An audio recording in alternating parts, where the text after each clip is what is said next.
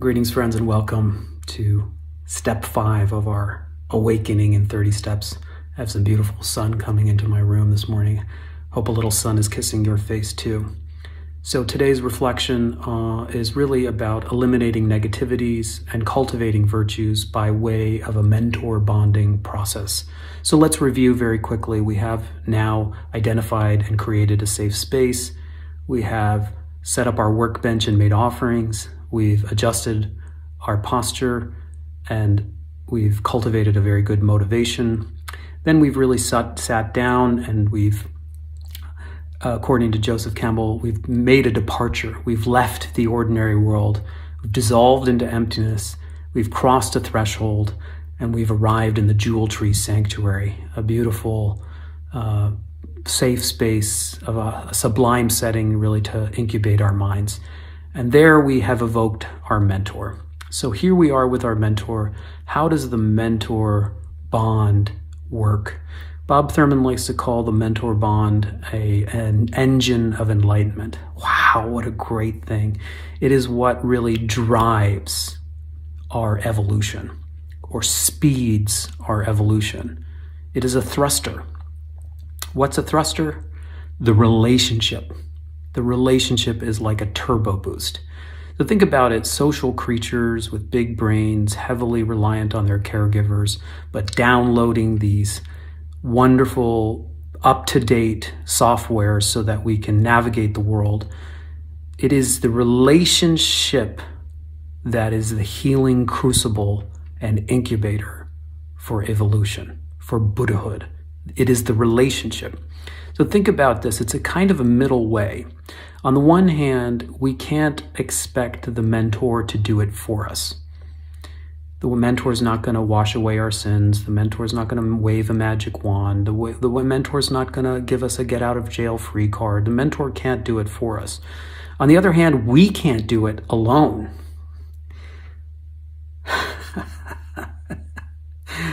We can't do it alone, despite what so many of us have thought and how many of us are operating so independently. If we look very carefully and we get very honestly, we're probably working so independently because we've been wounded and we no longer trust.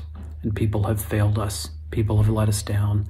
And our culture prizes the individual and forgets about the community and the system. Not this pedagogy and not this curriculum. The Lamrim and the Tibetan path and the Tantric path and Indian philosophy really recognize this middle way between self-reliance and reliance on a healthy, qualified mentor. Striking the balance. Just like in 12 steps, if you have an addiction, you really have to rely on yourself, the steps, the community, God. If you're in trauma work or psychotherapy, you have to rely on your own efforts, but you also have to rely on the mind and the space created by the relationship and the container. It's much, very, very close to that, but in a spiritual context, not just for this life, but for evolution until we reach Buddhahood.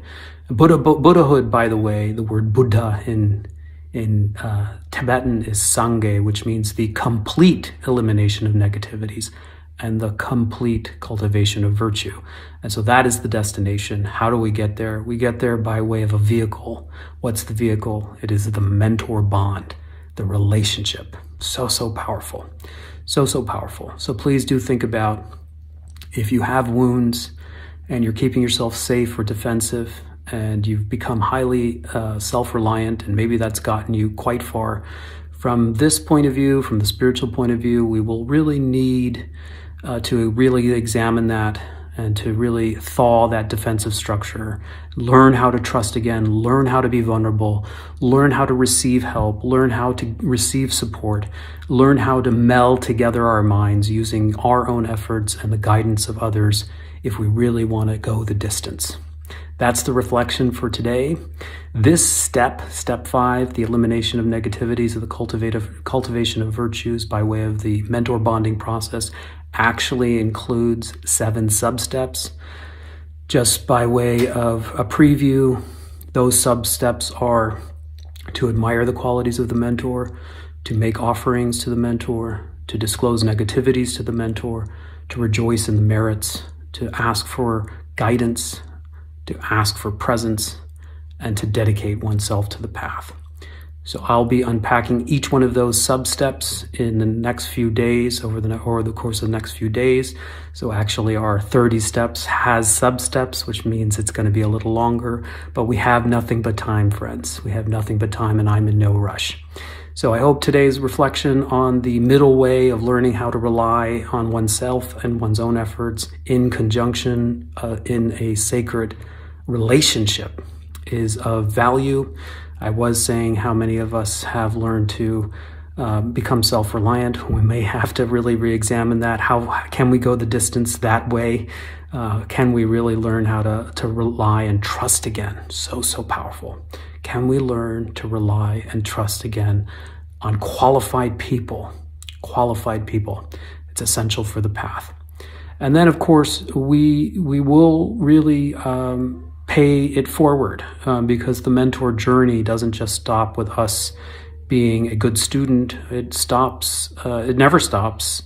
We arrive and then we pay it forward. We become a mentor to someone else. So the journey is a spiral.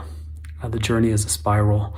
We will receive the blessings and the help from someone in order to get a leg up, and then we'll help the next person on the journey. That is the world coming full circle with the Alpha Omega, the snake eating its tail. So let's really enjoy this ride that we're on. It's a really wonderful opportunity for me each and every day to just carve out a little time for this reflection and take it in baby steps with you. So I hope today's reflection on trust and reliance and the middle way and the sacred relationship is of value. And I will look forward to hearing from you and seeing your posts in the next few days and continue our journey as we unpack step 5, eliminating negativities, cultivating virtues by way of the mentor bond in the 7 steps in the next few days. Till then, all best wishes.